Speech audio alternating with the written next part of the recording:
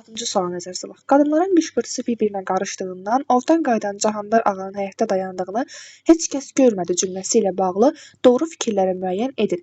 Mübtədası söz birləşməsi ilə ifadə olunmuşdur. Tamamilə yanlış fikirdir dostlar. Çünki mübtədası burada cümlənin deməli heç kəsdir və heç kəs mürəkkəb qeyri-müəyyən əvəzlikdir.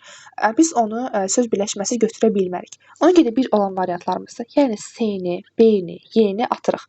Qaldı A və D variantları. Müəyyən şəxsli cümlədir. Bəli, müəyyən şəxsli cümlə nəyə deyilir? Həm mübtədası, həm də xəbəri olana. Mübtədası var cümləmizin və xəbər də məlumdur. Ona görə də biz 2-ni doğru variant götürürük. A-nı saxlayırıq. Doğru cavabımız A variantı olur. Gəlin digərlərinə də nəzər salaq.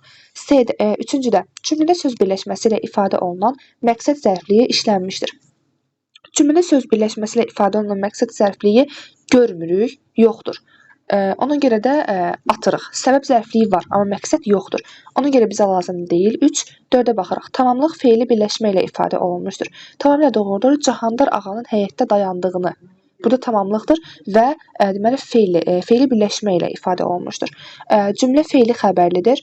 Heç kəs görmədi. Bəli, burada görmədi. Nə etmədi? Görmədi.